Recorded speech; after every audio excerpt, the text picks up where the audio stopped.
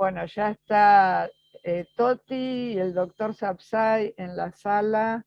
Buenos días, doctor. Un gusto tenerlo entre nosotros. Espere que le voy a habilitar el micrófono.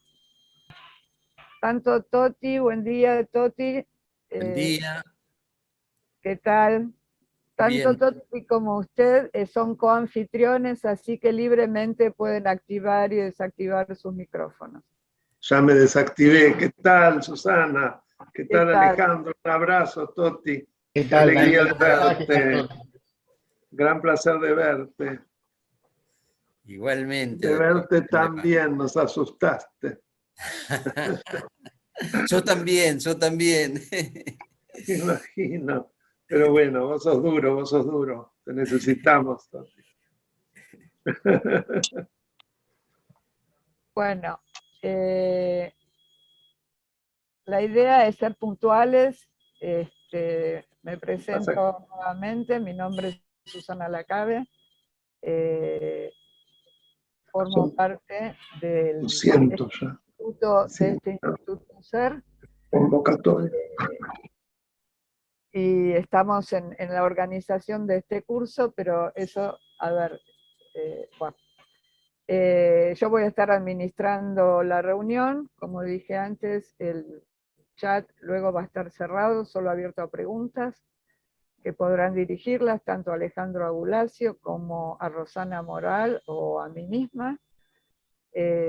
Los micrófonos van a estar desactivados para que sea todo más prolijo y no haya interrupciones de sonido.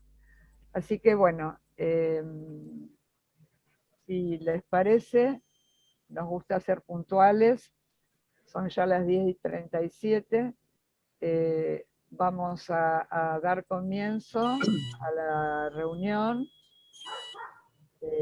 y para eso le voy a dar la palabra a Jorge Lazarte, que es el presidente del Movimiento Social por la República. Jorge, cuando vos quieras.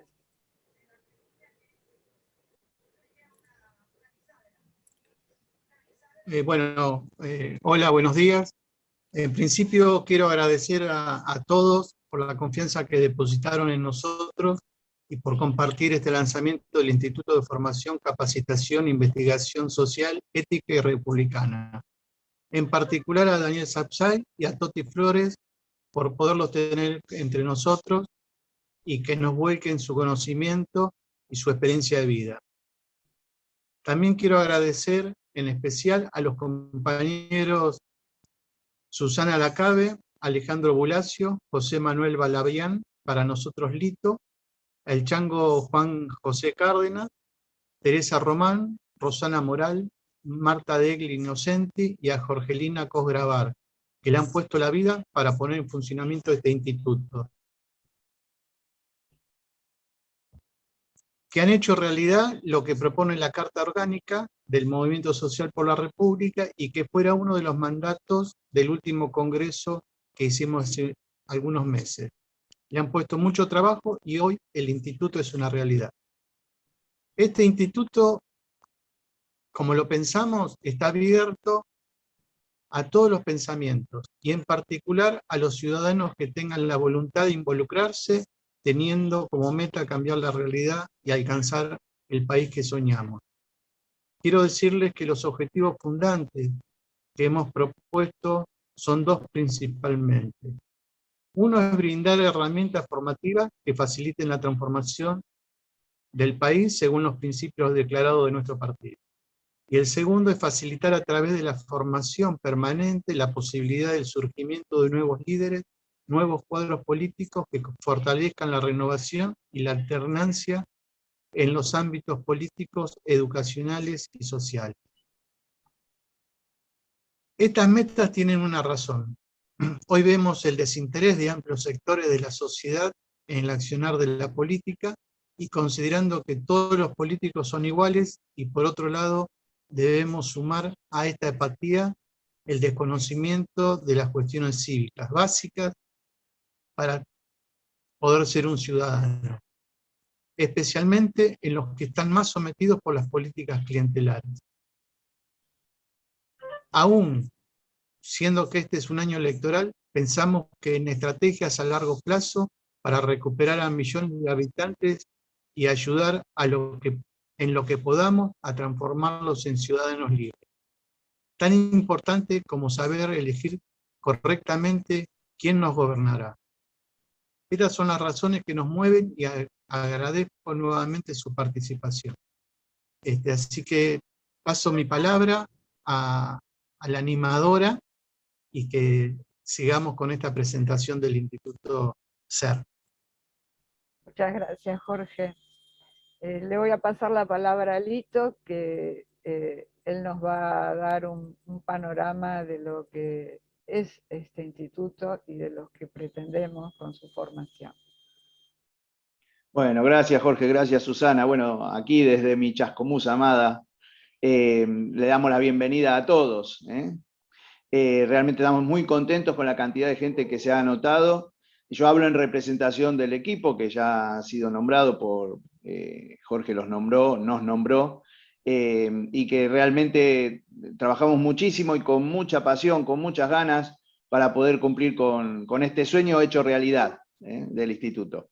No hay mucho misterio en esto, todos los que estamos acá, ustedes, nosotros, todos los que estamos en este momento acá, si estamos es porque no queremos pasar por la vida y por la historia de nuestro país de brazos cruzados. Algo queremos hacer, alguna huella queremos dejar, por nuestros hijos, por nuestros nietos, por nuestros conciudadanos, por nuestra patria. Y de esto se trata este instituto. Por eso el instituto pretende, hoy decimos todo esto porque es el primer día, no lo vamos a decir en cada uno de los cursos. Hoy es el lanzamiento. El instituto pretende, de mínima, obviamente, una formación política, dar política para que los ciudadanos, como siempre dice Jorge, dejen de ser habitantes y pasen a ser ciudadanos, y que puedan tener fundamentos en su debate, que los debates no sean solo el fanatismo ciego o la pasión, que en algunos aspectos es válida, pero si tenemos fundamentos, principios, desde dónde poder construir, esto permite que la persona sea más libre, porque lo contrario es el achatamiento del ciudadano para que termine siendo solamente habitante, y por ende lo que le sigue a eso es el adoctrinamiento y la manipulación. Entonces, de mínima pretende eso. De máxima, no es solo una cuestión cognitiva cada uno de los encuentros que vamos a vivir, en especial este curso introductorio que vamos a explicar ahora, sino que la idea es que impulse a la acción, ¿no? Que desde el conocimiento nos impulse a poder construir el país que soñamos. Cada uno desde el posicionamiento que tenga, cada uno desde el lugar que pueda, pero que tenga herramientas para eso. De esto se trata. Para ello, voy a mostrar sintéticamente, ustedes tienen ahí, igual lo tienen en el Facebook, en la página del instituto. Voy a compartir pantalla. Ustedes lo tienen ahí, pero simplemente lo voy a nombrar, los títulos. Ustedes saben que no es que arrancamos con el encuentro de hoy, que es el de lanzamiento, y que estamos contentísimos de que Toti y Daniel nos acompañen, la verdad que para nosotros es un orgullo. Pero además es un curso con el cual largamos en un año especial, ¿no? Ustedes ven ahí el encuentro de hoy, que tiene que ver con los ideales de la República. El sábado que viene, nuestro querido Alejandro Bulacio, que además es parte del equipo, la democracia en la actualidad. Pueden después ustedes indagar en los subtemas, entrando a la página del instituto, Instituto SER. La representación política, su génesis histórica y su crisis, a través del doctor José Luis Gargarella. También con José Luis Gargarella, el sistema político argentino y su génesis histórica. Vuelve a compartir Alejandro Bulacio con nosotros el tema de la crisis de la representatividad. La doctora Claudia García, que también es un honor que esté con nosotros, participación ciudadana, sistemas electorales, sufragio, todos temas importantísimos. Volvemos a tener el honor de que esté el doctor Daniel Sapsay con nosotros el 21 de agosto con el desafío de la transparencia.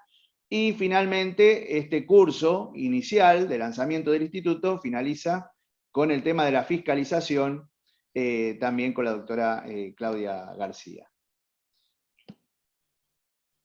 Es decir, como verán, la idea es que nos formemos, que compartamos estos encuentros de los sábados a las 10:30, y bueno, sabiendo que el futuro no es, parafraseando una frase que escuché alguna vez, de algún título, de algún libro, el futuro no es lo que va a suceder, simplemente lo que va a suceder. El futuro será lo que nosotros hagamos que suceda.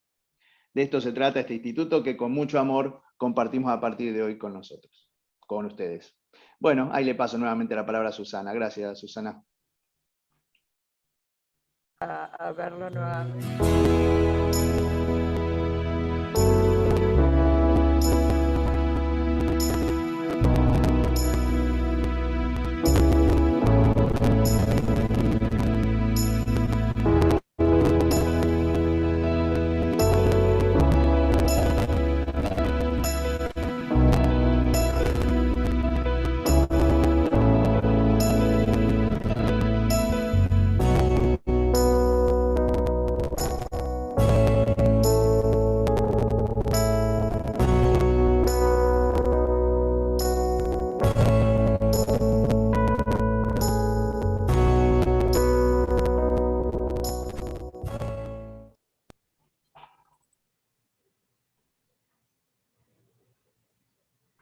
Bueno, muchas gracias, Lito.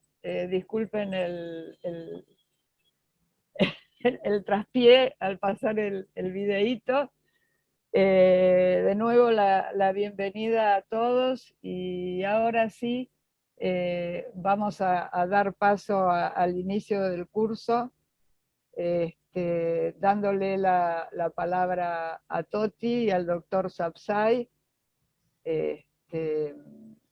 Ellos son, digamos, muy conocidos por todos ustedes, casi no es necesario hablar de su historia, pero vamos a hacer un breve repaso. Como todos saben, Toti Flores nació en San José de Feliciano, en Entre Ríos. A los 17 años se mudó al conurbano de la provincia de Buenos Aires, siempre defendiendo la dignidad que da el trabajo. En los años 90 fundó el Movimiento de Trabajadores Desocupados, formó parte del MTD de La Matanza, el Movimiento de Trabajadores Desocupados, negándose junto a sus compañeros a cobrar planes sociales.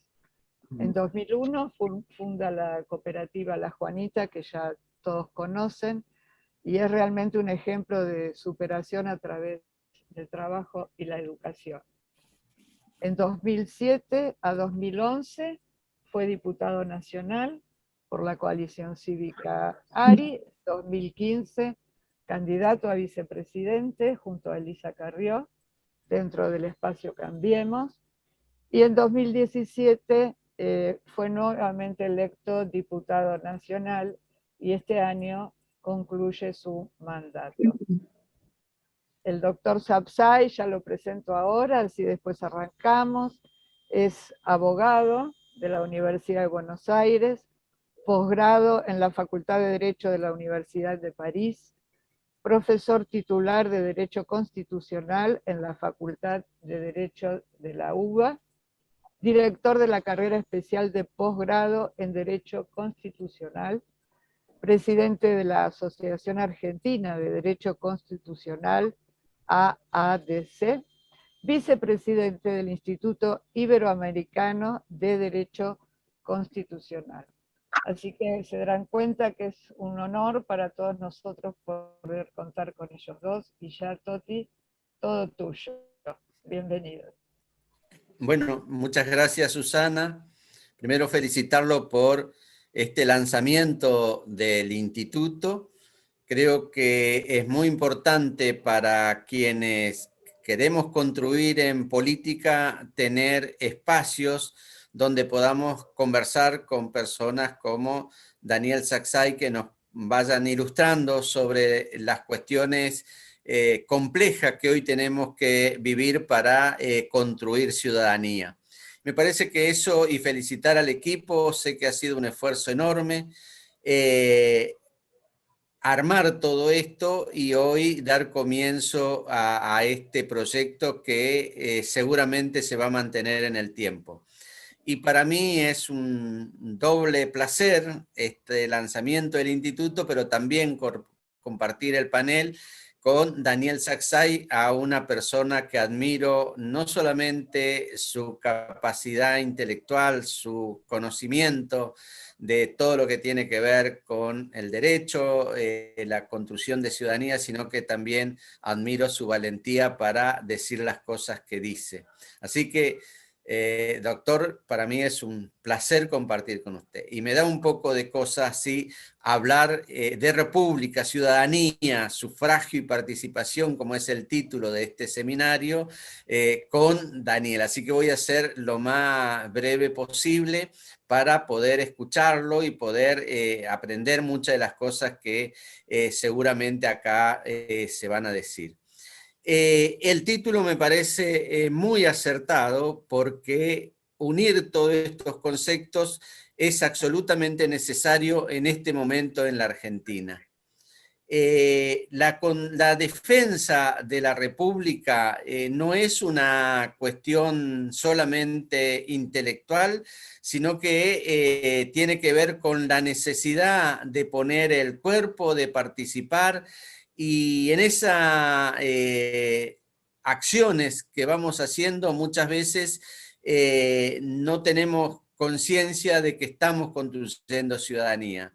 Los últimos tiempos hemos visto un proceso muy importante de participación de la gente, muchas veces movido por la intuición de que algo estábamos perdiendo, y de esa manera esa participación nos da la posibilidad de poder profundizar la necesidad de esta construcción de ciudadanía.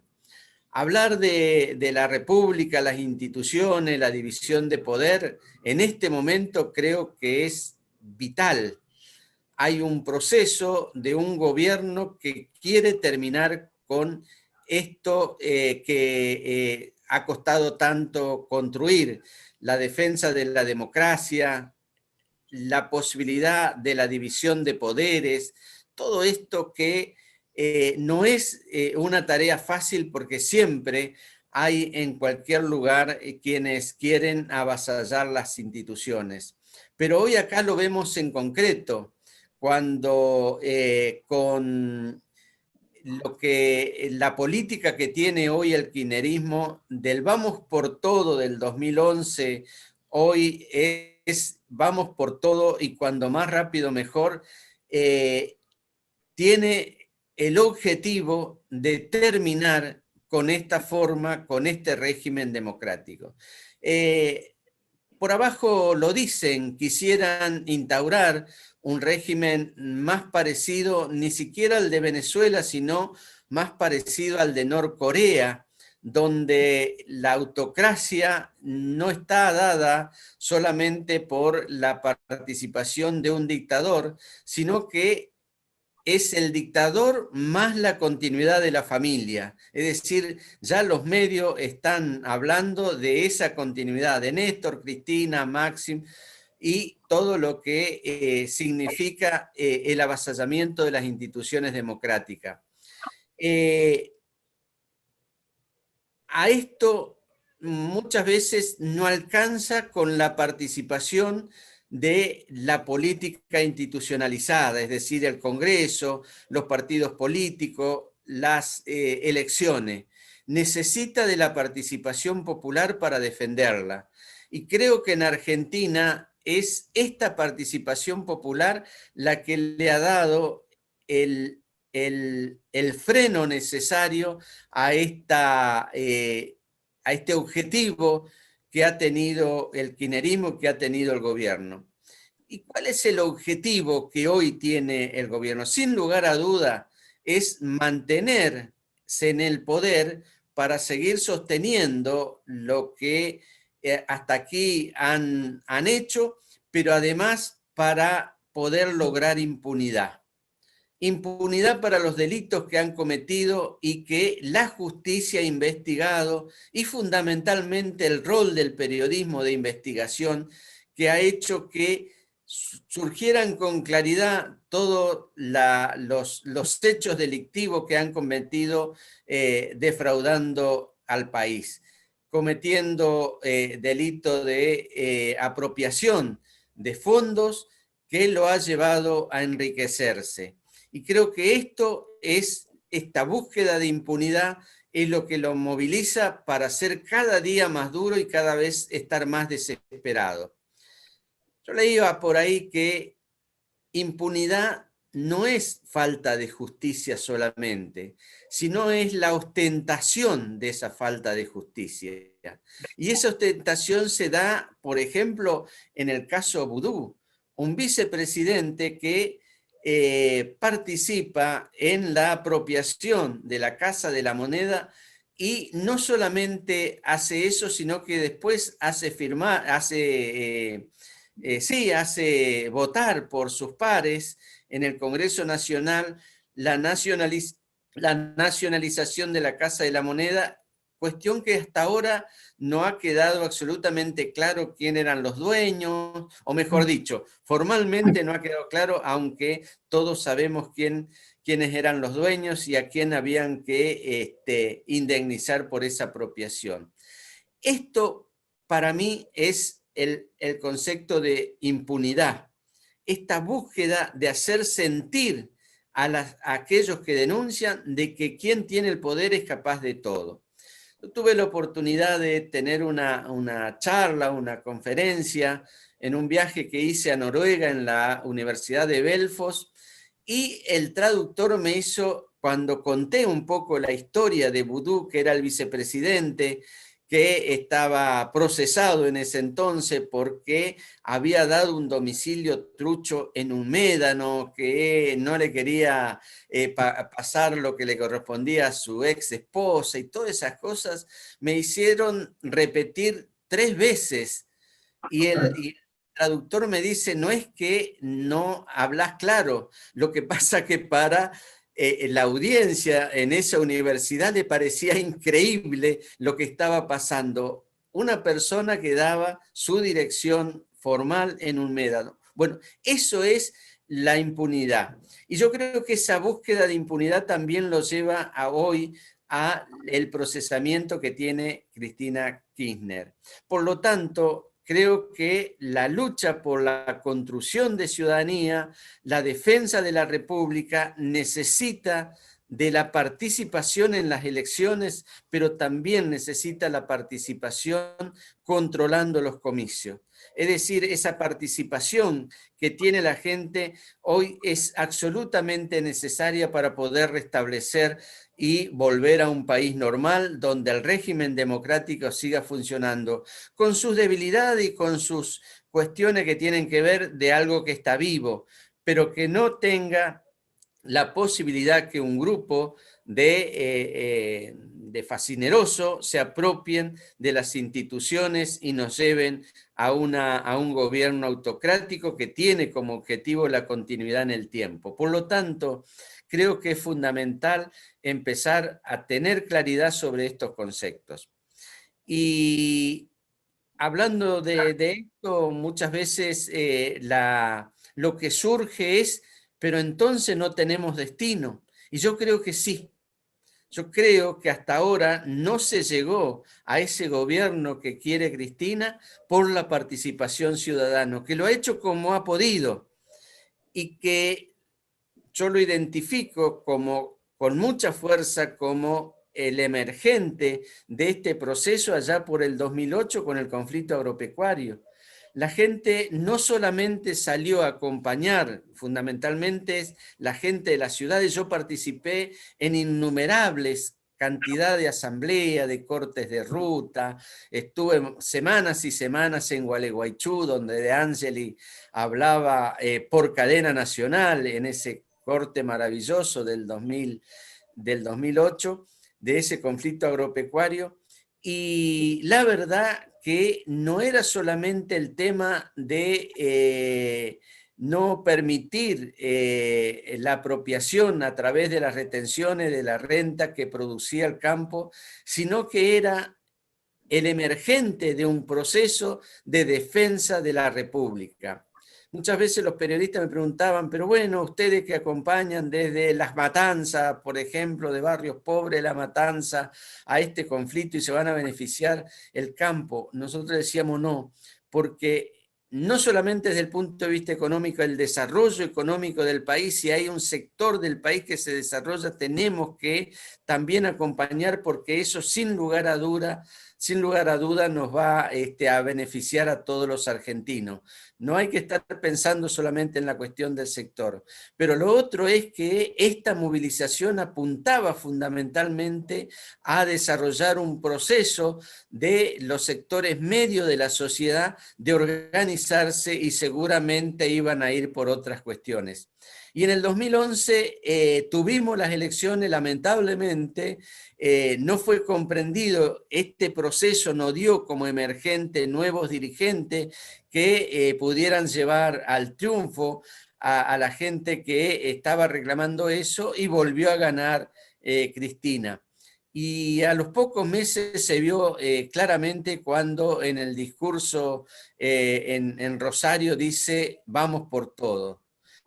Pero ahí ese proceso que venía de abajo volvió a renacer, y en el 2012 se hicieron esas movilizaciones impresionantes, el 13S, el 8N, convocado no por los partidos políticos, no por los sindicatos, no por las instituciones que conocíamos, sino a través de las páginas de las redes sociales, la aparición con fuerza de una nueva modalidad.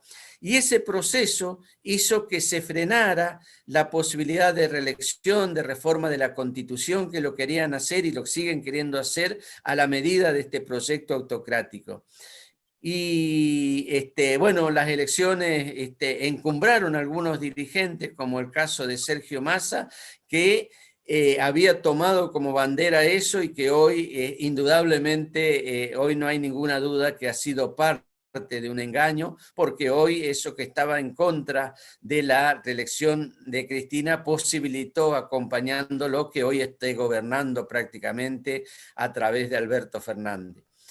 Y el proceso siguió, y Cambiemos nació de esa demanda de la sociedad también de unidad para poder defender las instituciones. Y demostró que ese proceso era tan potente que posibilitó el triunfo de Cambiemos, el triunfo en la provincia de Buenos Aires de María Eugenia Vidal, y el desarrollo de un proceso muy interesante de construcción de poder. Hubo errores, y en todo caso después lo podemos discutir mucho, pero indudablemente ese proceso está en curso. Para ponerle un nombre, Jorge Fernández Díaz lo ha llamado como que nació un nuevo movimiento social de republicanismo popular. La necesidad de defender la República salió de una élite ilustrada, se podría decir, como podría pensarse, y empezó a tomar cuerpo en amplios sectores de la clase media, y también en los sectores más pobres, donde sin lugar a duda algunas cuestiones que garantiza la República, que garantiza la división de poderes, el funcionamiento de la justicia, por ejemplo, es el funcionamiento en cuanto a la necesidad de orden, un orden que ordena la ley, no un orden dictatorial, sino un orden que ordene la ley y que ordene la república. Y eso me parece que hoy es lo que hoy está en curso, y a mí me da muchísima esperanza. Pero hay que tomar esto como un proceso, y no hay que buscar apropiarse para beneficio de un sector, sino que hay que dejarlo para que se desarrolle en toda su profundidad y podamos de alguna manera ir entendiendo la necesidad de conocer profundamente qué queremos decir en cada espacio en que estamos. Y en ese sentido, a mí me parece que hay algunos hitos. Un hito son las elecciones. Es necesario trabajar mucho, buscar las mejores posibilidades para que la ciudadanía participe, y participe masivamente, participe votando, participe jugando ese rol necesario del ciudadano, donde uno de los deberes que tiene no es solamente un derecho, sino es un deber de votar y elegir a sus dirigentes, y elegir a los que considera que van a defender este régimen democrático. Pero también es necesario comprometerse para que estas elecciones sean transparentes, para que este proyecto autocrático no tenga la posibilidad de posicionarse desde un lugar de fuerza diciendo, bueno, si la gente me vota para esto, sino todo lo contrario, mostrar de que detrás de estos proyectos siempre hay la posibilidad de fraude. Yo digo que el kirchnerismo detrás de cada idea de que parece buena, de cada propuesta que parecen pensando en la gente, de cada propuesta que tiene un relato donde dicen que van para un lado, pero resulta que detrás de eso siempre hay algo perverso. Por lo tanto, tenemos que estar alerta, y una de las cuestiones más importantes que tenemos que estar alerta en las elecciones es la necesidad de fiscalización. Y esto es un planteo donde no puede uno tener la idea de que alcanza con los fiscales que siempre los partidos políticos arman. Yo creo que la ciudadanía tiene que participar activamente siendo fiscalizadora y participando activamente en la capacitación para tener los mejores argumentos para el debate, pero también tener la posibilidad de ayudar a todo con la logística, con todo lo que tiene que ver y que es necesario en el día de las elecciones. Esto es una convocatoria a la épica, a la necesidad de la participación ciudadana en la fiscalización de las elecciones. Y en la épica no sobra nadie, todos somos necesarios, todos tenemos una misión que cumplir. Y creo que estas capacitaciones y la claridad que le dan personas como Daniel Saxay son muy importantes para que la ciudadanía entienda que es necesaria esa participación. Y por último, quiero decirle que tengo mucha esperanza en que esto va a ser positivo, porque este movimiento social es un movimiento social surgido desde abajo, que no ha sido derrotado, que no ha sido, puede ser que haya algunas mediaciones en algún momento, pero que tiene la tarea histórica de la recuperación total de la República. Y creo que necesita también de nuevos liderazgos, de participación en política para ir cambiando todo lo que está mal. Hay un discurso que a mí me parece que es derrotista cuando te dice, bueno, todos los políticos son iguales, por lo tanto yo no me meto. No, si todos los políticos son corruptos, son malos, la primera cuestión que tiene que pasar por alguien que está viendo eso es comprometerse, que sea candidato, que participe en las estructuras políticas, que creen partidos políticos nuevos, pero no se puede caer en la desesperanza, no se puede tener el discurso de la desesperanza. Nosotros tenemos que construir la esperanza. Yo tengo una enorme confianza en que lo vamos a hacer. Y para eso creo que hay que ir abajo, hay que hablar con la gente, hay que estar cerca, sentirse que sus problemas son parte de eso y hacerlo política de Estado, para darle la escala necesaria. Y en ese sentido nos lo dice alguien que desde la comodidad donde todo está bien. Yo vivo hace 40 años en La Matanza o un poco menos, donde muchas de estas cosas que decimos no lo hemos podido lograr. Es más, en La Matanza es donde más se necesita construir ciudadanía, pero estamos dispuestos a hacerlo con un equipo, dando propuestas, y lo vamos a lograr, porque voy a hacer propaganda, pero porque decimos que si cambia La Matanza, cambia la Argentina. Y yo tengo una enorme confianza en que La Matanza lo vamos a cambiar. Así que tengo una enorme confianza en que vamos a cambiar la Argentina. Pero para eso necesitamos que equipos técnicos nos capaciten. Así que voy a estar muy atento a la charla del doctor Daniel Saxay, y ahí lo veo a Alejandro Buracio, que le mando un gran saludo también. Muchísimas gracias, Toti. Siempre un placer escucharte. Realmente muchas gracias. Antes de pasarle la palabra al doctor Saxay, quiero saludar muy especialmente a una diputada que queremos mucho, la diputada Alicia Terada, que nos está acompañando en esta reunión, así que un honor también que esté entre nosotros. Buenos días, Alicia, no sé si tiene habilitado el micrófono, solo para saludar.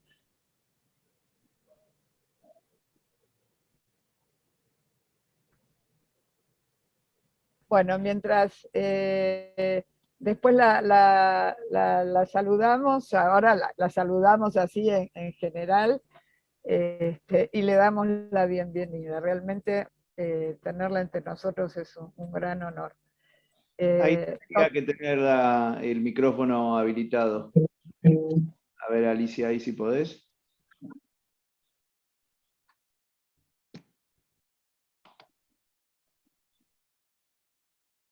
No la veo yo por eso. Bueno, ahí hay algo que no funciona. Bueno. Bueno.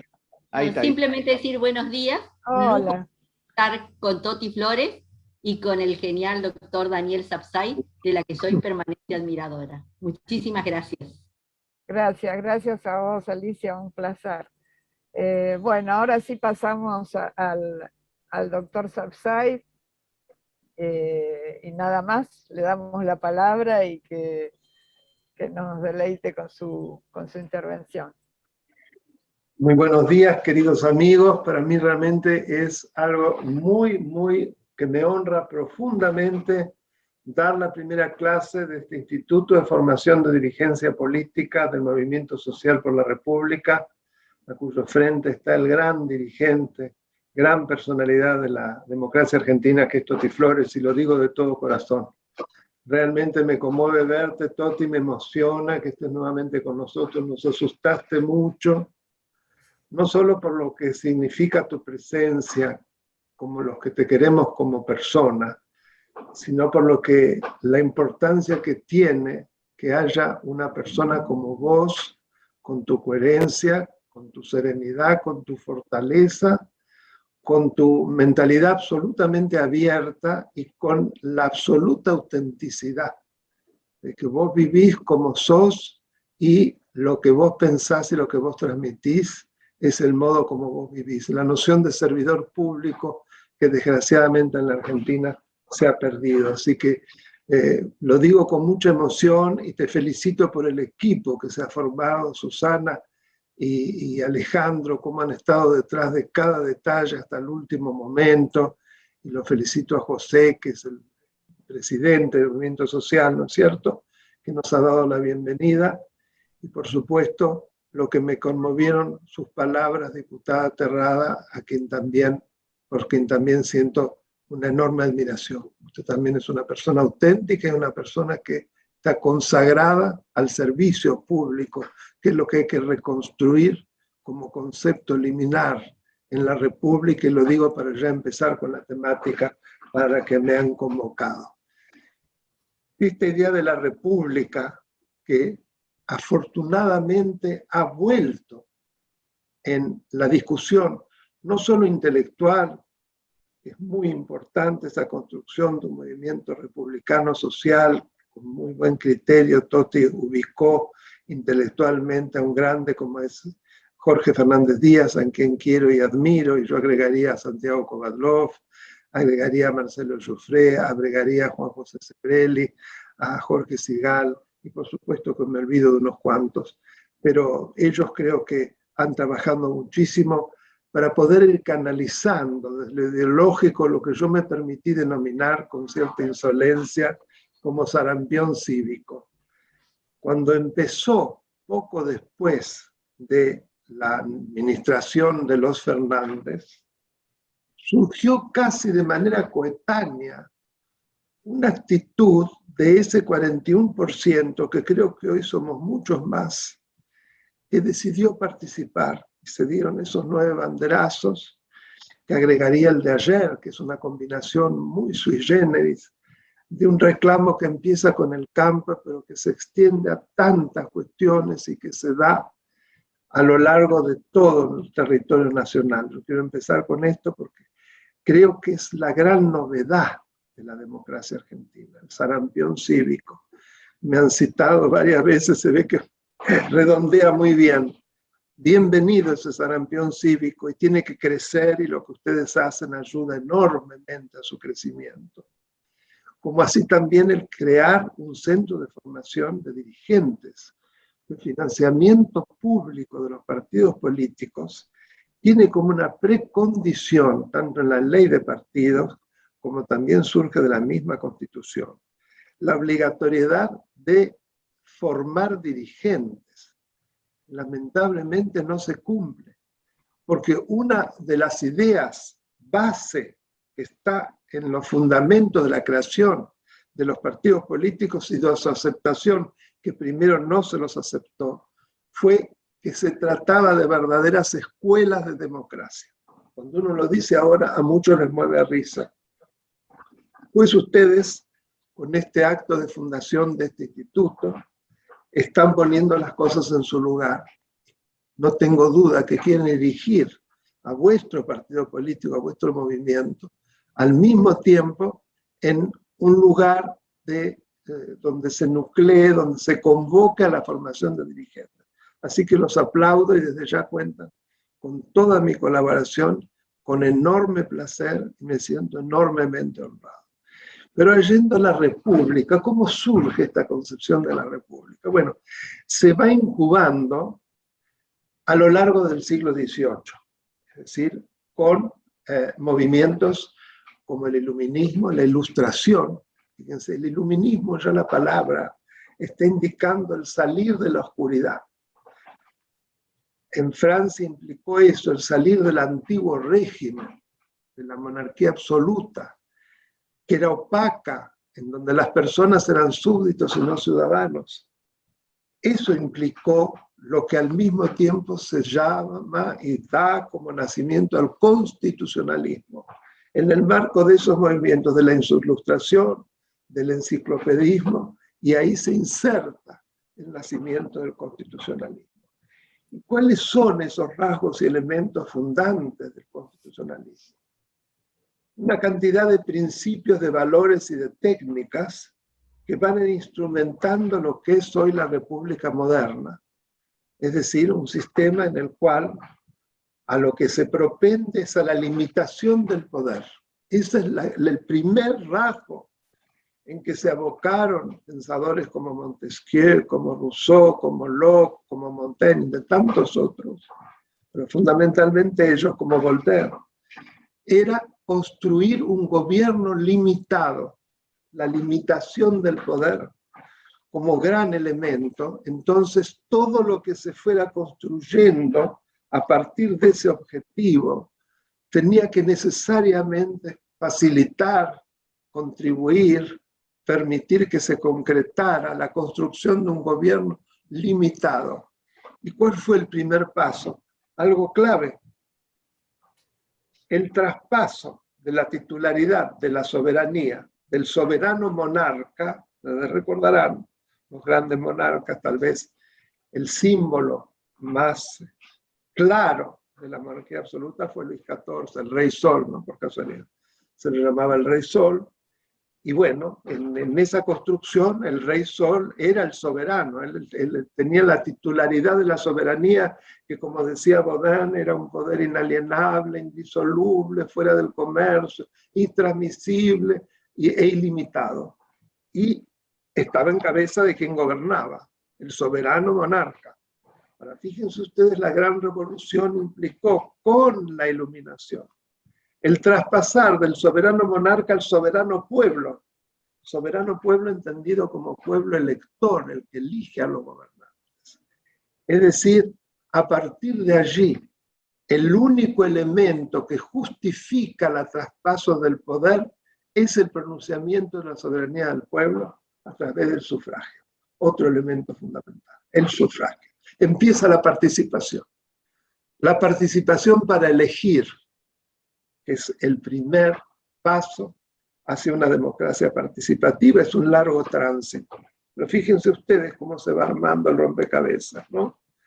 Se sale de la opacidad, se sale de la oscuridad y se construye un poder limitado a partir, ante todo, de quitarle la soberanía a ese déspota y entregarla en manos de quienes somos los gobernados. El foco se pone en los gobernados, no más en los gobernantes, porque los gobernantes son meros servidores públicos de los primeros. De ninguna manera son el eje del problema, de la cuestión, porque es tan difícil de entender aún después de tanto tiempo. Fíjense que esto se consagra en las tres grandes revoluciones: la revolución inglesa, la revolución americana y la revolución francesa, ¿no? La que tiene más difusión sin duda de la francesa de 1789. Pues bien, conjuntamente, me viene bien hablando de la revolución francesa, aparece otro elemento fundamental, que es la idea de el hombre, del gobernado ciudadano del que nos hablaba Totti, que es clave esa palabra. ¿Por qué? Porque es titular de derechos. Derechos que le pertenecen por su calidad de persona, al mismo modo que su cabeza, su tronco y sus extremidades. Nadie se los otorga, se los concede graciosamente. Como es hombre, como es persona, es titular de derechos. A diferencia de lo que había ocurrido antes, en el tránsito de la monarquía absoluta hacia el constitucionalismo, el monarca se vio obligado en determinados momentos a ceder a través, por ejemplo, de la Carta Magna, que sin duda fue un gran paso, de los fueros del viejo derecho medieval español. Eran cesiones de derechos a favor de algunos grupos, ¿no? No tenían, por supuesto, la característica universalidad, y se veía obligado a hacerlo porque era por la fuerza. Entonces cedía, pero esa cesión era una cesión que, así como se cedía, por eso digo graciosamente, se podía nuevamente restituir, volver el monarca a cuando se debilitaban los grupos. Por eso es lo importante tener en cuenta que no es una concesión graciosa de nadie, es algo que tiene que ver con la noción más esencial de la persona humana en su condición de persona digna, titular de derechos y de obligaciones, por supuesto. Y fíjense cómo se va llenando el rompecabezas. ¿Sí? Pasamos los hombres y las mujeres de ser súbditos, que era lo que eran en la época de Luis XVI, hacía lo que se le daba la gana. Mira, esto es interesante a veces las series, hay una serie Versalles que se la recomiendo en Netflix porque se ve bien, realmente, extraordinariamente, curiosamente lo hicieron ingleses, pero está extraordinariamente hecho y se ve hasta qué límite llega ese sometimiento del hombre, la fuerza de ese monarca que fue monarca durante 60 años y que además en su momento se proclama el Estado soy yo. ¿Por qué lo dice? ¿En qué momento lo dice? ¿De dónde surge? ¿Qué es la corte? ¿Hasta qué grado llega el sometimiento de las personas? Ahí está esta persona que solo responde ante Dios, porque la construcción del relato en aquella época para construir un déspota era que gobernaba por gracia divina, entonces no tenía responsabilidad ante los hombres. Fíjense, porque se entronca con los relatos de otros personajes que vamos a llegar, porque es un relato. Imagínense, cuando Dios le dio el poder a Luis XVI o Enrique VIII, no vimos que se lo hayan dado. O sea, es un relato para irresponsabilizarse y para al mismo tiempo, dentro de ese relato, quienes se oponen, por lo tanto, al soberano, que es como la emanación de Dios sobre la tierra, se oponen a Dios. Entonces hay que eliminarlos, son los enemigos. Digo porque fíjense que no es ningún invento lo que vamos viviendo también en distintos regímenes que se reclaman de izquierda a de derecha, pero la misma historia, y fíjense cuántas similitudes. Por eso cuando Cristina dice la Revolución Francesa es lo viejo, no señora, lo viejo es lo que usted nos quiere llevar, que es el antiguo régimen, lo anterior a la Revolución Francesa. La Revolución Francesa posibilitó superar el sometimiento del hombre y erigirlo en un ciudadano. Entonces, el otro elemento básico, y que más o menos ya lo había anunciado, es el sufragio.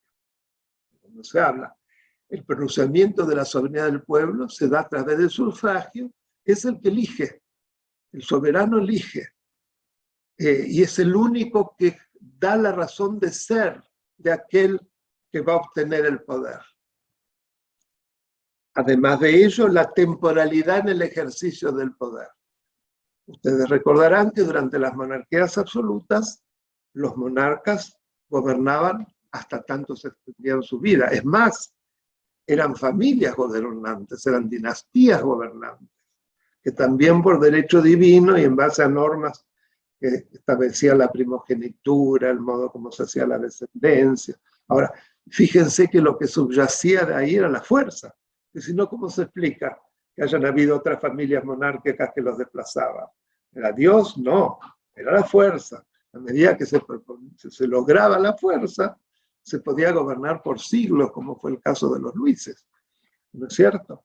Entonces, la temporalidad en el ejercicio de las magistraturas públicas, es decir, de los cargos públicos electivos, es otra característica clave del constitucionalismo. Se gobierna durante un determinado periodo, 4 o 6 años máximo, y después, bueno, se verá si hay posibilidades de reelección, según cuál sea además el cargo de que se trate, las condiciones para la reelección, cuántas veces, pero todo está normado, todo está arreglado. Y esto nos lleva al elemento que le da el nombre de constitucionalismo, la Constitución.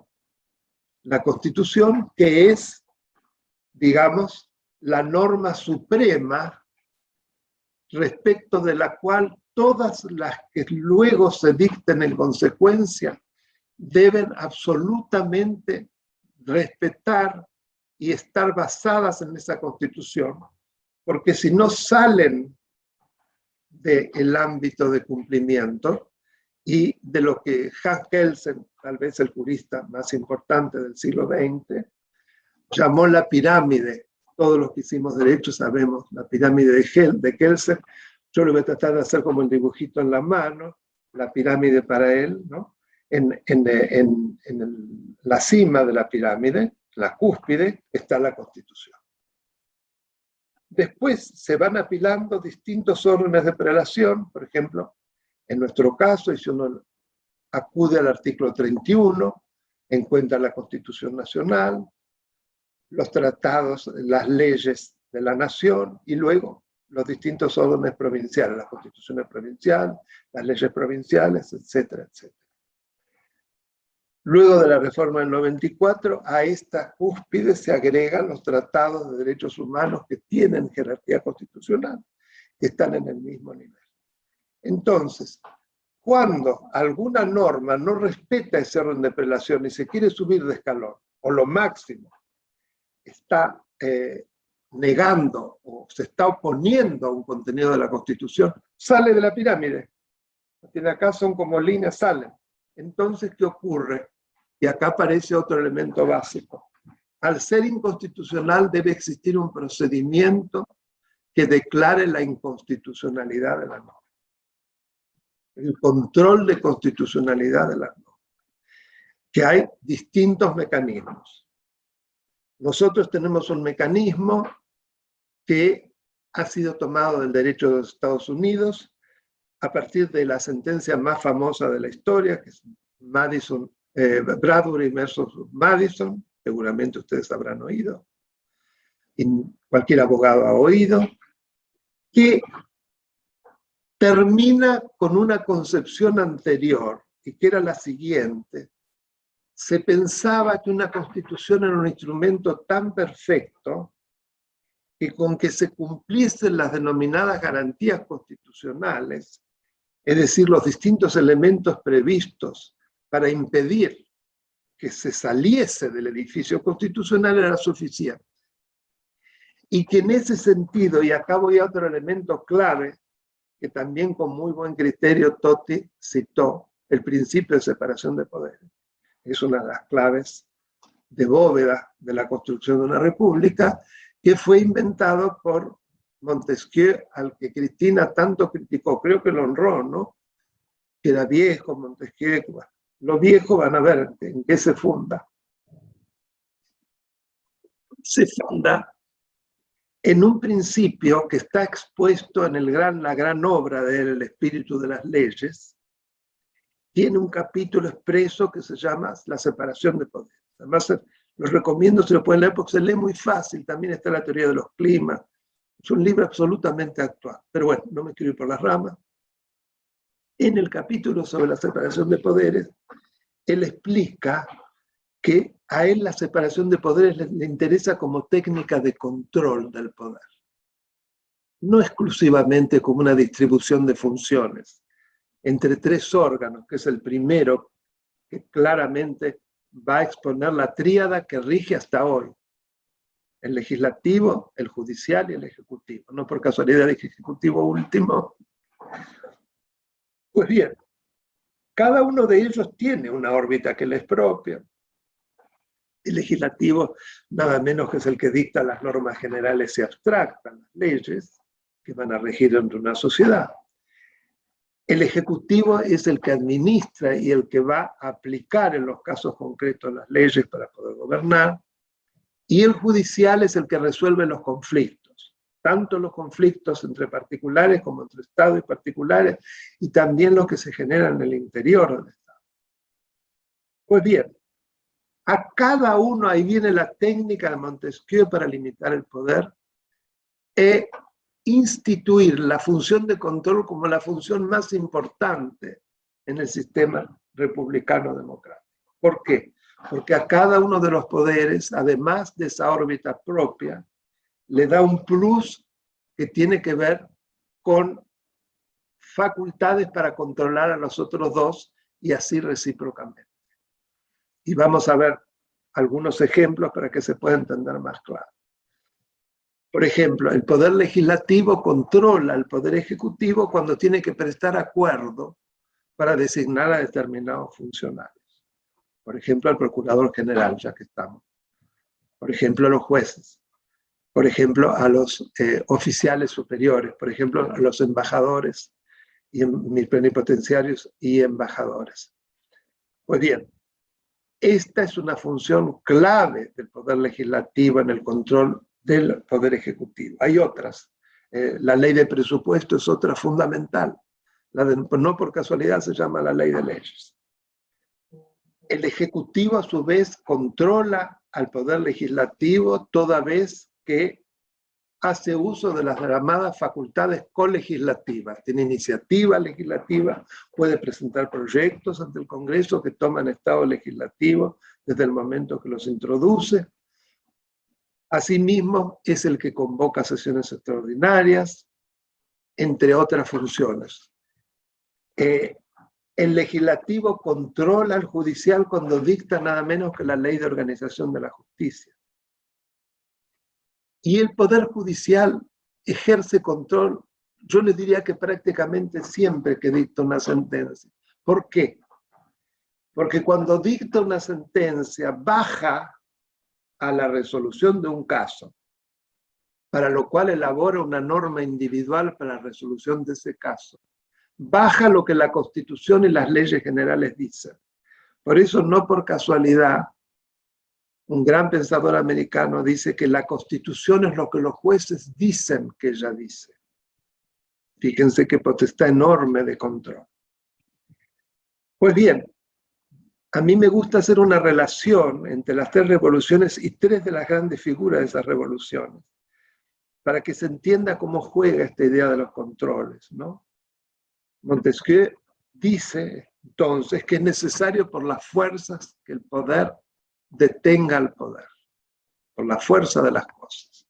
Los hombres somos débiles, tendemos a transgredir, entonces por eso él instrumenta esta genial técnica que está vigente hasta hoy. En todos los sistemas democráticos consolidados se aplica, como dijo Montesquieu, que decirle a la señora Cristina que está equivocada, que no es lo viejo. Bueno. Del otro lado, una figura clave de Gran Bretaña, de Inglaterra en esa época, Lord Acton, decía que el poder corrompía y que el poder absoluto corrompía absolutamente. El eco sería Montesquieu. Entonces es necesario, por la fuerza de las cosas, que el poder detenga al poder. Por el riesgo de la corrupción, ¿no? De que todo poder tiende a corromperse, que es en definitiva esa genial expresión del rap. Y Madison, cuando sale, ustedes saben que Madison fue, además de convencional constituyente de Filadelfia, en 1787, cuando se redacta la Constitución de Filadelfia, fue uno de los que elaboró el llamado el Federalista, junto con Jefferson y con Jay. Que en realidad el Federalista hoy es un libro, pero eran artículos que se escribían en distintos diarios, fíjense qué época, de la Nueva Inglaterra, diarios de Massachusetts, de Maine, etc. Las 13 provincias, o estados, como en realidad es el término correcto, originarios de los Estados Unidos, que era ese bracito, ¿no? La Nueva Inglaterra. Pues bien, cuando Madison sale de la Convención Constituyente, parece que estaba muy contento, y lo entrevistan unos periodistas, ya existía. Y entonces le preguntan, qué bien que se lo ve, señor. Era un hombre muy respetado, ¿no? Y además a partir de ahí se transforma en el término framer, los fundadores de la democracia americana, framer como redactor de la Constitución. Bueno, dice, sí, ¿sabe por qué? Porque a partir de ahora ya no gobernarán más los hombres, gobernarán las instituciones.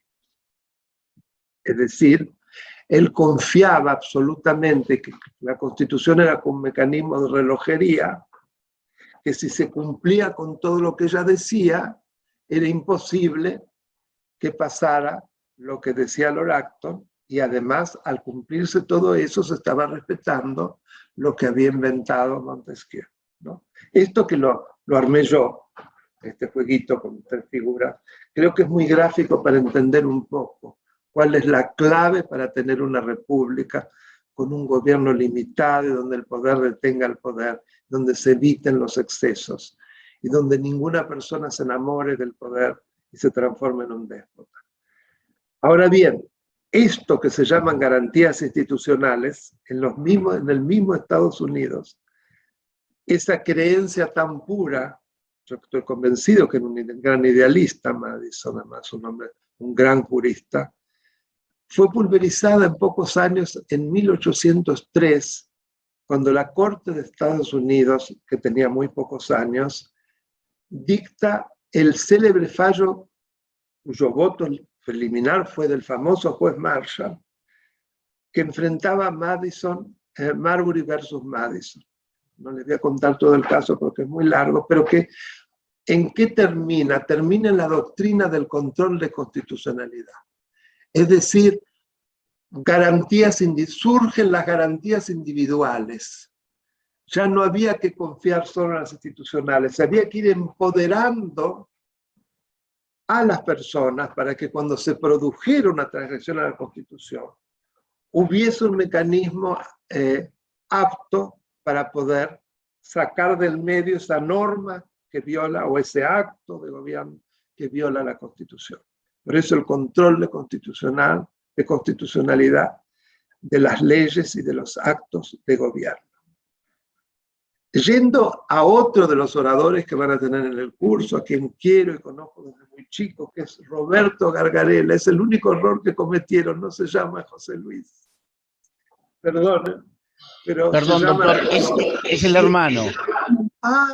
Es el hermano, José Luis Gargarella, que enseña teoría del Estado en la Facultad de Derecho Común. Claro, sí lo conozco, claro, lo que pasa es que pensé que era constitucionalista, Roberto. Disculpen, eso por ponerme a corregir. Claro, creí que era Roberto. Pero bueno, de paso me sirve porque Roberto tiene una expresión muy interesante sobre este tema, que es el siguiente. Él dice que si bien es muy lindo que la parte dogmática de la Constitución, que es la primera parte donde están los derechos, los principios, las garantías, en nuestra Constitución del artículo primero al artículo 43 inclusive, eso es muy lindo, pero hay que ver cómo funciona la segunda parte, que es la constitución del poder, como la llamaba Vidal Campos. ¿Cómo están organizados los poderes? ¿Cuáles son los frenos y contrapesos para evitar los abusos? ¿Por qué, dice él? Porque en realidad la primera parte puede ser muy retórica. La segunda parte la llama la sala de máquinas. Si la sala de máquinas no está suficientemente bien aceitada, bien armada, es muy probable que la primera parte sea fácilmente violada. Porque si no hay rápidamente un mecanismo a través del cual aquel al que le han violado o aquellos determinados derechos, una garantía, puede rápidamente obtener que se le restablezca la titularidad de ese derecho, queda como una cosa, como poesía, ¿no? Como dice el doctor Vanossi, un catálogo de ilusiones.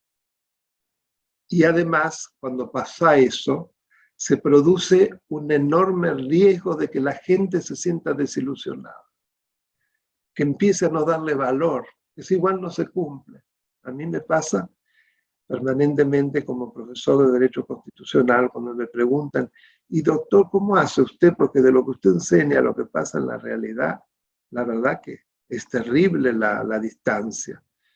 Y mire, yo lo que trato es de enseñar que el cumplimiento de la Constitución tiene que ser un ideal, que tenemos que tener todos los abogados, que somos auxiliares de la justicia, eso establecido con la Ley de Organización de la Justicia, es decir, que nosotros integramos el Poder Judicial como auxiliar de la justicia. Por lo tanto, tenemos que ser operadores de la Constitución. Que no se cumpla mucho, que no se cumpla, no importa. Nosotros tenemos que aprender todo esto, tenemos que tratar de enseñarlo y tenemos que practicarlo para que en el ejercicio de nuestra profesión no seamos operadores de la destrucción de las instituciones, sino de la protección de las mismas. Y cuando a veces me preguntan, ¿y cómo se hace? Le digo, por ejemplo, se hace cuando uno decide no defender una causa de la que no está convencido o no cree que sea una causa justa.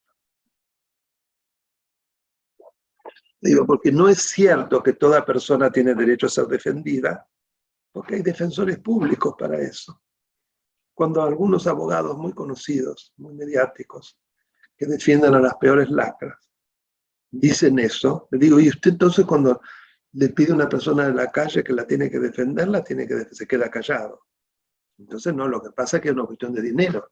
Usted sabe que esa persona que usted es tan amable, tan condescendiente, que le va a dar el patrocinio, que le cobran millones de dólares, tiene el defensor público, así que no es que lo deje en la calle. Digo esto porque es muy importante, porque es algo que se repite muchísimo.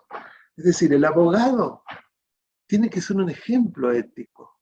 Es otra forma de servicio público. Somos agentes como auxiliares de la justicia para el cumplimiento de la Constitución y las leyes. Y damos un muy mal ejemplo cuando estamos defendiendo a verdaderas lacras. Por ejemplo, vudú, ¿no es cierto? El abogado Veraldi, como les he dicho en la cara no tiene ningún problema, ha vendido su gran sapiencia a los peores corruptos, empezando por la señora, la arquitecta egipcia, ¿no? Como la llama Fernández Díaz, la encantadora del Calafate, no, le pone otro nombre mucho más gracioso. Bueno, ya me va a venir, pero ya la abogada exitosa, que no sabemos, pero bueno, ella se autoproclama. Esto parece como que me salí del tema y que son comentarios hasta superficiales. A mí me parece, la pasionaria, y alguien me ayudó, maravilloso, solo Jorge, la pasionaria del Calafate, ahí está. Una Rosa Luxemburgo trasladada a algo más criollo, ¿no? Esto para mí es fundamental. ¿Por qué? Porque estoy seguro que entre nosotros hay muchos abogados. Y yo creo que estos comentarios sirven para empoderar a mis colegas, a los jóvenes colegas. Que nosotros no es un todo vale. En otros países, una persona que defiende o protege determinadas causas se la echa de una universidad. Por ejemplo, no hace mucho, hace 3 meses hará, una senadora republicana que defendió en el Senado a la teoría de Trump de que le habían hecho fraude, era una profesora importante de Harvard. En Harvard la echaron porque dijeron que no era digno de una universidad y de una facultad de derecho de nombre una persona que luego, en el ejercicio de un cargo público, defendía algo abiertamente contrario a la Constitución y a las leyes. Digo, porque acá también lo podríamos trasladar, ¿no? Algunos personajes, le dicen profesores de facultades. y después violan la Constitución a morir y ni siquiera son profesores porque no concursan. No sé si saben, se imaginan de quién hablo. Hablo del pseudo presidente, porque acá ha pasado algo muy grave. Ha habido una mutación del régimen, se ha pasado de un régimen presidencial a un régimen vicepresidencial. Una abierta violación de la Constitución, porque el artículo 87 es muy claro cuando dice que el poder ejecutivo es ejercido por un ciudadano con el título de presidente de la Nación Argentina. Y resulta que esas facultades fueron mutadas, fueron trasladadas, se reformó la Constitución fácticamente en cabeza de la vicepresidenta. El que no lo ve es porque no lo quiere ver. En ese tránsito se produjo una situación de violación clarísima de la Constitución y la institución de un mandato de facto, porque no es de iure. La señora, la arquitecta, fue designada para ser vicepresidente, que es otro rol. Solamente en caso de acefalía temporaria o permanente accede al Poder Ejecutivo. Pero si no, regularmente es el que fue electo como presidente.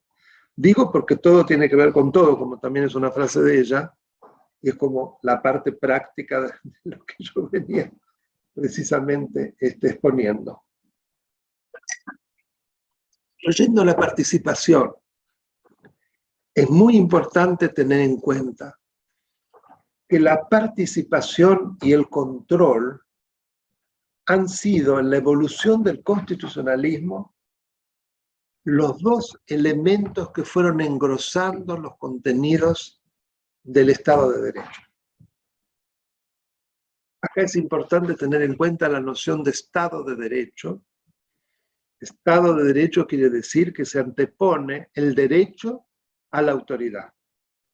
La autoridad tiene que estar sometida a un guión institucional previo, que básicamente es la Constitución, que lo limita en el ejercicio del poder. Es decir, nosotros elegimos a un presidente para que ejerza las funciones de presidente, pero dentro de un marco constitucional, legal y convencional. Convencional lo referimos a tratados internacionales, que le es previo y que no puede desconocer. Eso es lo que muchos presidentes argentinos, en particular populistas, parece que se olvidan. No se votó solo a personas. Se votó a un continente, que es lo principal, la institución, lo que Madison quería referir.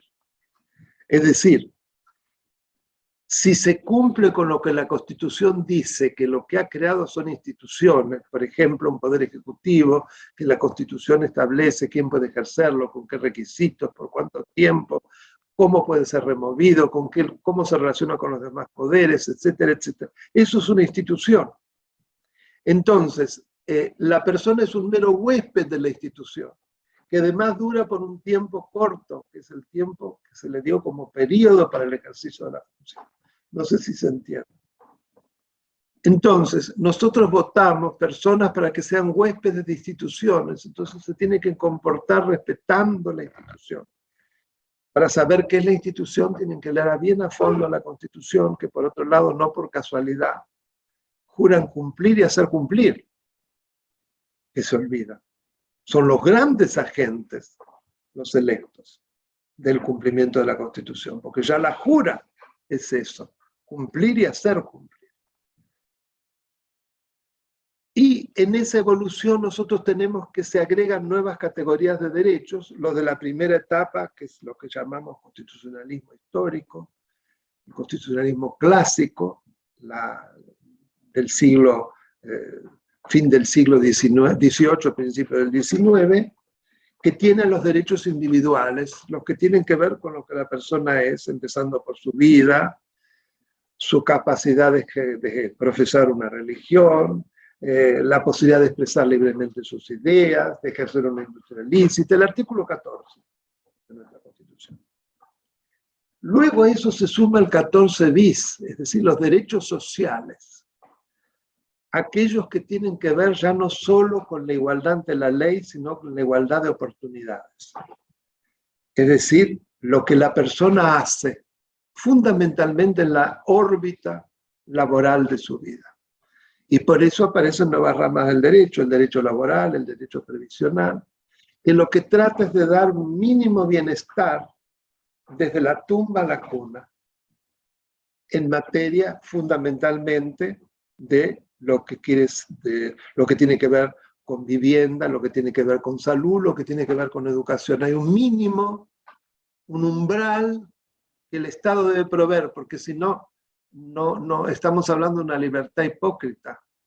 Para muchos el famoso laissez-faire, laissez-passer, dejar hacer, que parecía algo irrebatible durante el primer constitucionalismo, en realidad después se demostró que con el industrialismo era la libertad de morirse de hambre, y no solo eso, de atropellar a niños, de atropellar a mujeres, de que no hubiera ningún límite en una de las partes del contrato laboral, el patrón. Entonces debe reequilibrarse a partir de algo que es el mismo Estado que provee a través de un catálogo de derechos, de mecanismos, etcétera, de creaciones, como es el sábado inglés en su momento, como son las vacaciones pagas, como los accidentes de trabajo, la sindicalización, etcétera, etcétera. Siempre razonablemente. Cuidado. Todo debe estar ligado al principio de razonabilidad, en el ejercicio de todas las funciones, tanto del Estado como de la sociedad. Tiene que haber una proporcionalidad entre los medios elegidos y los fines a los cuales propenden esos medios.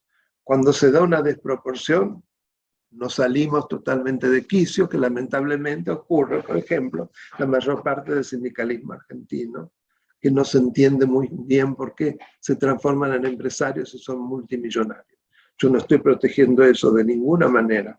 Eso es una aberración de algo que como origen y como razón de ser es absolutamente necesario, pero dentro de su quicio. Así como en su momento hubo que parar a patrones que sometían a niños a trabajar en las hilanderías, que se cortaban las manitos y los deditos, otras aberraciones. Quien leyó David Copperfield de Charles Dickens tiene un ejemplo bien claro de lo que era aquello. Eso hubo que pararlo. Hoy en la Argentina hay que parar un sindicalismo que no tiene nada que ver con la defensa de los intereses de los trabajadores, sino que son verdaderos déspotas, son multimillonarios, que a través de privilegios someten a nuestra población y sobre todo son los grandes agentes de la deseducación y la ignorancia en la Argentina. Lo digo con todas las palabras. Entonces, pongamos las cosas en su lugar. Y la tercera etapa es la del yo denomino el nuevo constitucionalismo. Está vinculado con el paradigma de la sustentabilidad y la protección del medio ambiente, los llamados derechos de incidencia colectiva. Ya no solo protegemos a nuestra persona en nuestra actividad, sino en el entorno en el cual transcurre la vida humana, y no solo para las generaciones actuales, sino también para las futuras generaciones, lo que se conoce con el nombre de equidad intergeneracional. Como ustedes pueden ver, toda una cosmogonía en donde se introducen también distintas etapas de la participación. En la primera etapa, la participación estaba limitada a la participación para decidir a través del sufragio por el cual elegimos a las autoridades.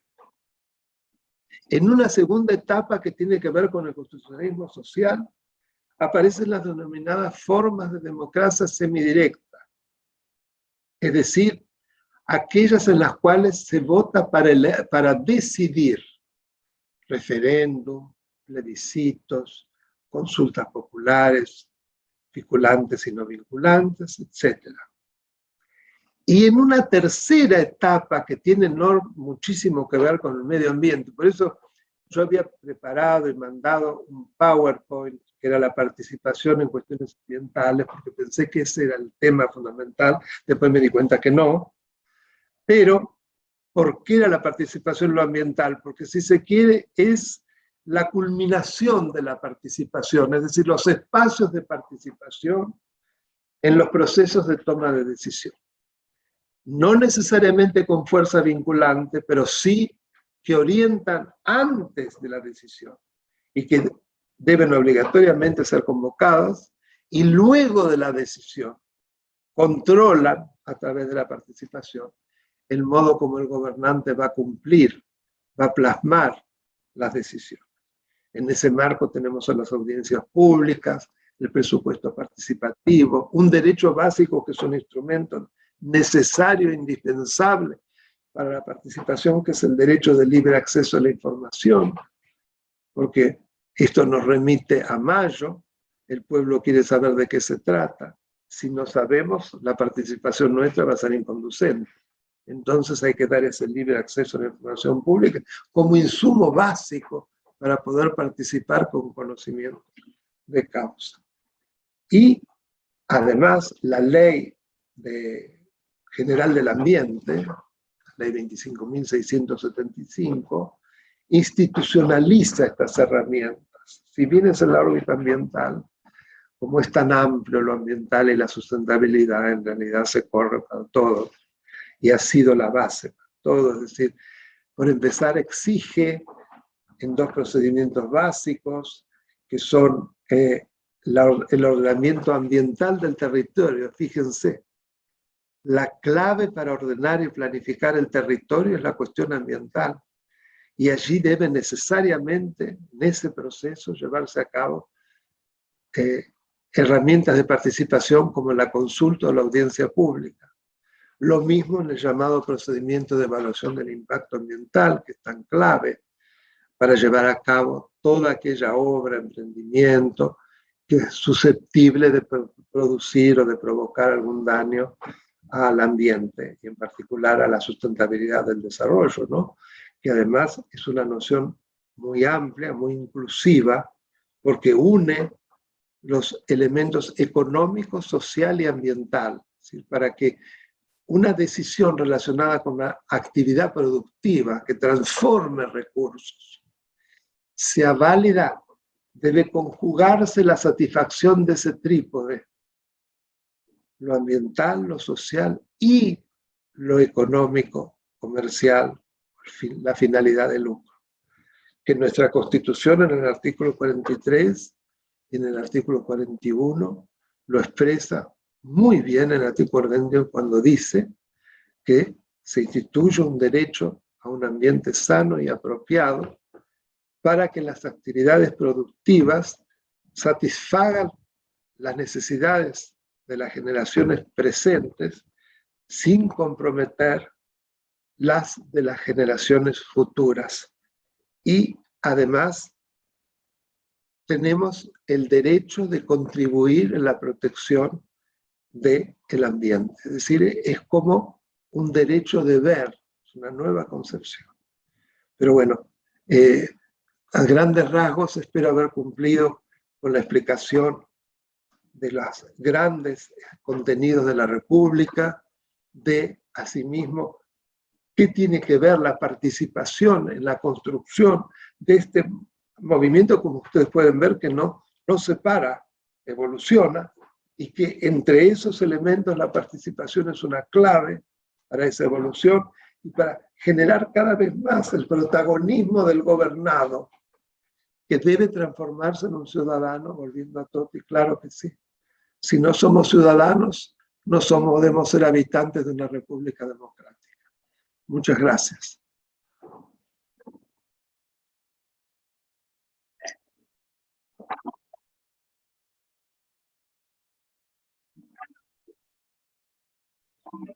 Estás muteada, Susana. Ahí está. Disculpe, le decía, doctor Sapsay, que si usted nos permite, porque realmente como ha tocado el tema y disponemos del PowerPoint, si nos permite lo podemos compartir y enviar por mail a todos los participantes del grupo, de la charla. Por supuesto, Susana, todo el material que le mandé, también hay un artículo muy interesante sobre el sufragio y participación del doctor Galavía, es para los participantes, material para los participantes del grupo. Obviamente, cuando dé la otra clase también le voy a mandar material. Muy bien. Bibliografía, puedo agregar también para que les sirva para completar. Uno solo es un facilitador con lo que dice. Eso después tiene que llevar a lo demás. Gracias. No, gracias a usted, excelente. Sí, a todos los participantes decirles que La charla fue grabada. Si tanto Toti como el doctor Sapsay nos permiten, será publicada en nuestro canal de YouTube y enviada junto con la bibliografía a sus respectivos mails en los próximos días.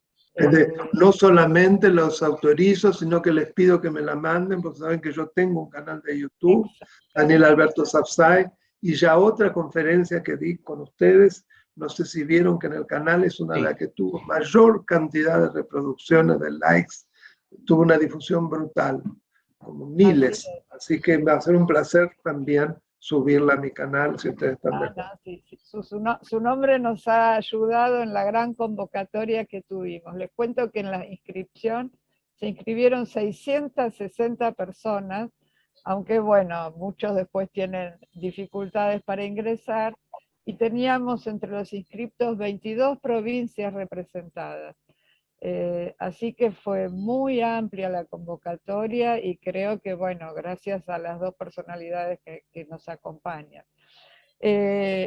No sé si hay tiempo, si ustedes tienen, hay algunas preguntas, hago en tal caso una que me parece interesante. Preguntan al doctor Sapsay, ¿cómo corregir la justicia? ¿Cómo corregir la justicia cuando es funcional al poder político? Bueno, es una pregunta clave porque yo no por casualidad no toqué el tema de la justicia, que como se imaginarán es un elemento fundamental de constitucionalismo, porque cómo se cumple el Estado de Derecho si no hay una justicia que esté absolutamente, suficientemente bien dotada, independiente, autónoma, que haga cumplir. Cuando no se cumple por parte de nuestros poderes, sea ella la que realmente rápidamente ponga eso en marcha. Bueno, mire, eso requiere realmente una charla, pero yo voy a dar, de todas maneras, no me voy a salir de la pregunta. Para mí hay que empezar con la reforma de la ley del Consejo de la Magistratura, que es de una constitucionalidad grosera. El Consejo de la Magistratura fue pensado en la reforma del 94 como un elemento para despolitizar y despartidizar fundamentalmente lo que implicaban dos momentos clave, la designación y la remoción de jueces.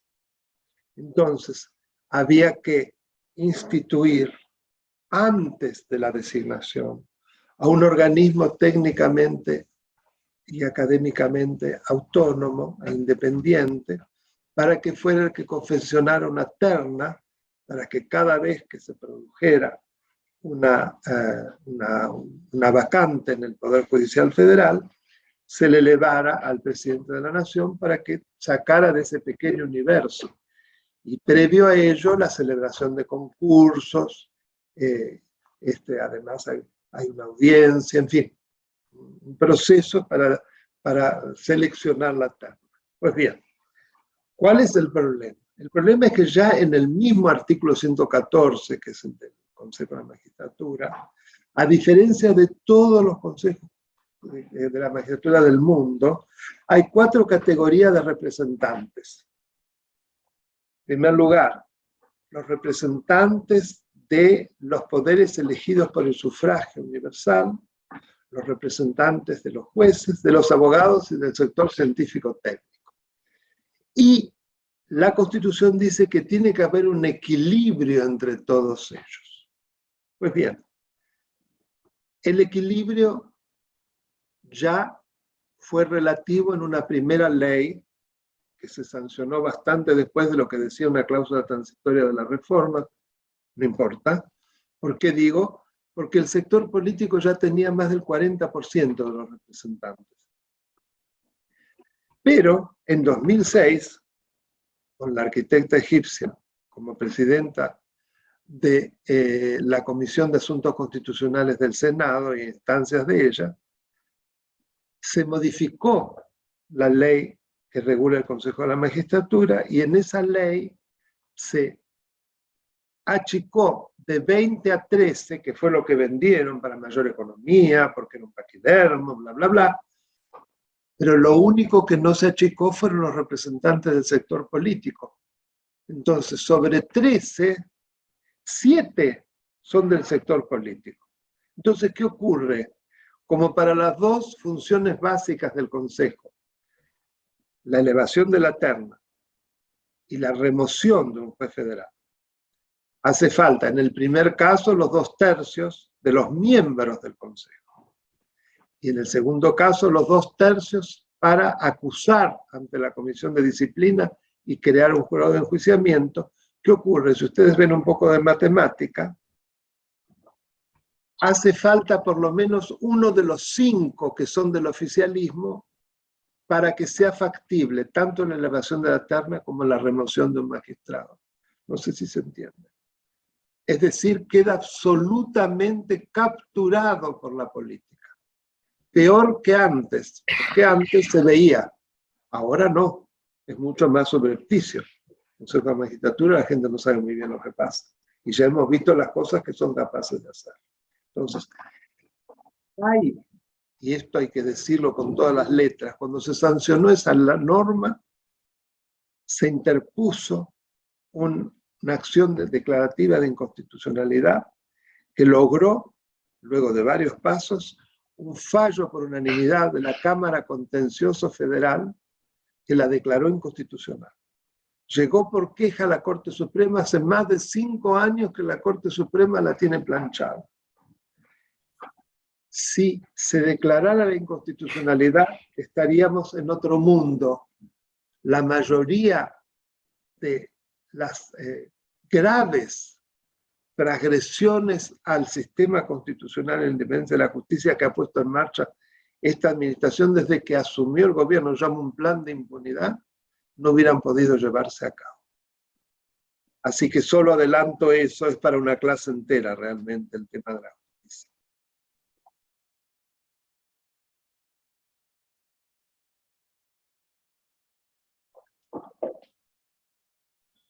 Desmuteate. No. Perdón. Si querés cerrar, Ale, porque me agarró así como... Bueno.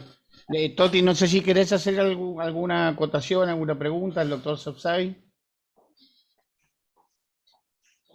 Solamente agradecerle al doctor Sapsay, ha sido brillante, me he tomado nota de casi todo y nada, para no abusar de su tiempo, realmente creo que hemos tenido una inauguración del instituto realmente con la vara muy alta, así que les dejo la tarea a ustedes de mantener esto.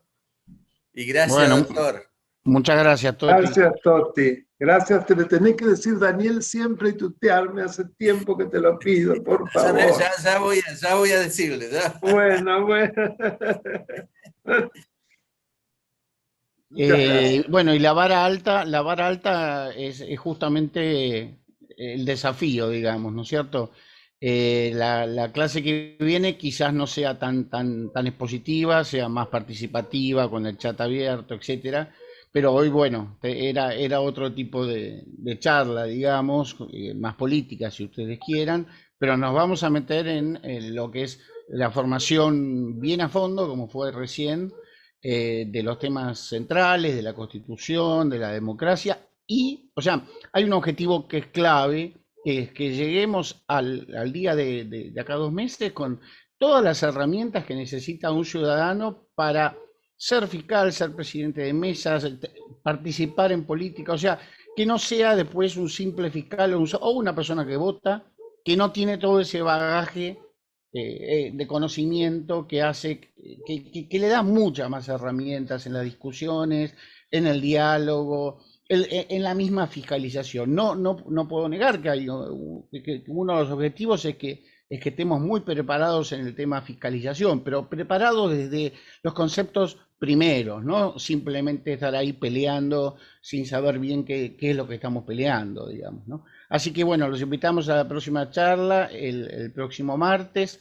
Recuerden, Instituto SER. Sábado. Próximo sábado, el martes no, hay clase en la facultad, perdón. El próximo sábado pero hay que inscribirse en el Instituto SER y ahí tienen todas las clases, todo el curso. No sé, José, si querés explicar alguna cosita más y ya. No, está claro. Les pedimos si pueden acompañar a la página del instituto poniendo me gusta, siguiendo la página, eso también nos ayuda. Y Susana, los que ya se inscribieron no se tienen que inscribir de nuevo para el curso, son estos que ya están inscritos para el curso. Ya está, por eso pedíamos que ingresen con el nombre completo, porque la idea es, bueno, después de este curso, que podamos emitirles un certificado de participación. Entonces, pedir el nombre completo es para poder hacer constancia de la asistencia, ¿no? Una alegría enorme lo que hemos compartido hoy. Agradecemos nuevamente, afirmo lo que dijo Susana, lo que dijo Ale. Realmente muy agradecidos a los dos y a todos los que han participado. Ale, bueno, no sé si agregar ahora algo. les voy a pedir, Lito, si nos habilitas el audio a todos, así nos despedimos y le podemos brindar un fuerte aplauso a nuestros dos grandes expositores de esta primera clase. Todo. A ver, ahí pueden habilitar su audio. Un abrazo, compatriota de Entre Ríos. Muchas gracias, excelente todo. Muchas gracias, doctor Sapsay. Muchas gracias, felicitaciones. Gracias, Claudia. Muy bueno. ¡Viva la patria! ¡Viva la patria, carajo! ¡Viva la patria! Por verdad, justicia y libertad. Educación, expositores. Un abrazo. Educación, justicia, libertad. Bien. ¡Viva la República! ¡Viva la patria! ¡Viva la patria! ¡Viva la República! Muchas gracias. Gracias a todos por los presentes. Gracias, excelente. Gracias. Bien. Un abrazo. Felicitaciones, desde Río a equipo. todos.